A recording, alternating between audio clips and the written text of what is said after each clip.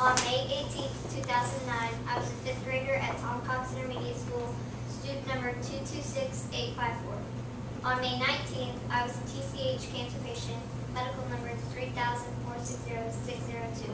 Two numbers are multi-part. Hi, my name is Presley and I am just her today. In 2009, I was diagnosed with acute lymphoblastic leukemia, the most common and treatable form of pediatric leukemia. The worst part is that I had no idea. I went to the doctor on Friday for bronchitis, and Tuesday my parents came and got me out of school and took me to Texas Children's to run some tests in the ER. Later that night, my parents told me I had a disease called leukemia. I was scared, and I could tell my parents were scared. I didn't understand. I felt perfectly fine, maybe a little tired, but I just wanted to go home. Much later that night, we checked into our new home away from home, the 9th floor at TCH. I didn't even know leukemia was cancer. I didn't hear that word until the doctors came into my room the next morning and started telling my parents about cancer treatments. Then I was terrified. Even at 11 years old, I knew what cancer was and that it was bad. I started chemo that night and stayed a week in the hospital before I got to go home. For the very first day, I had incredible support from my family and friends. During my first hospital stay, my family started Team Presley, ordered blue bracelets, and my best friend's mom built a website to keep everyone updated on my condition. Even with all this stuff happening, we had no idea about the roller coaster ride we just got on. And unfortunately, 2 weeks later, our doctor had more bad news. I have a rare form of ALO called Philadelphia chromosome positive. Less than 3% of pediatric ALO cases are Ph positive, and my case was the only one at TCH at the time. I went from high risk to very high risk, and my treatment changed. I was going to be spending a lot more time in the hospital. So the 9th floor of TCH became my second home. At first it was scary, and I pretty much stayed in my room and kept to myself. It's hard to get used to a floor full of sick, bald kids that are attached to IV poles and felt as miserable as I did. In the beginning, my sister was also scared and didn't want to come visit me. But eventually, the hospital became normal and routine. I started making friends with the other kids and the nursing staff. My mom quit her job so she could stay with me during the days. We would decorate my room each time we checked in. I would paint my door with a theme and we would hang posters. My sister would come write messages to me on the windows. My dad would spend the nights with me after he got off work. If I was feeling good, we would prank call the night nurses. One of the hardest things in the beginning was losing my hair. I knew it was going to happen, but I still hated it. I would get out of my bed to use the bathroom, and there would be clumps of hair on my pillow.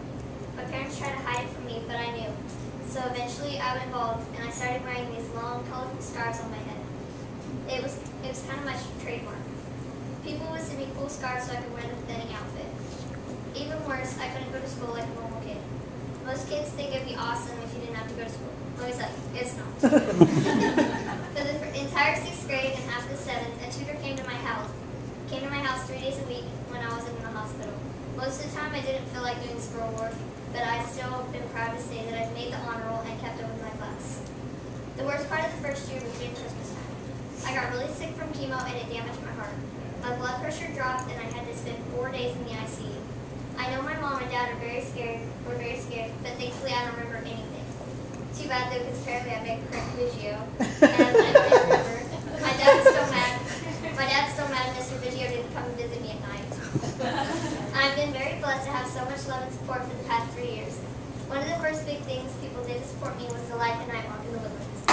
My team was the biggest of the walk. I couldn't walk the whole way, so I had to ride in a stroller, but it was such an awesome experience.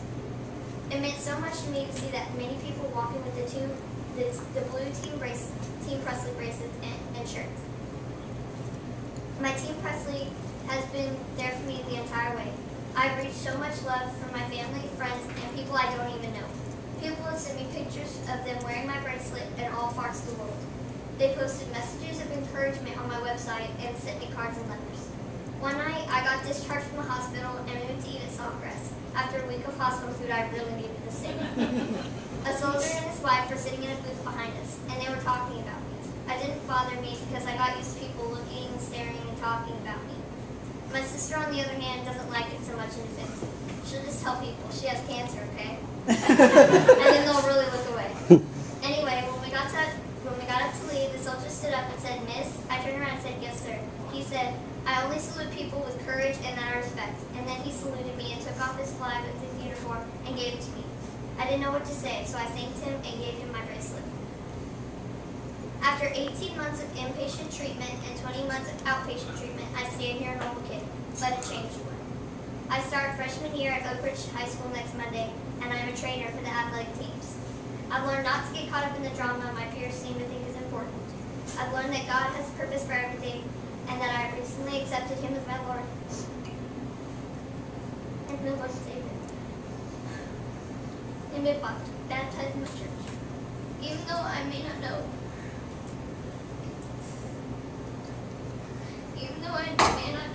the purpose of my cancer yet, He will tell me and I will obey His will. I've learned the strongest kids in the world have lived and died on the 9th floor of TCH.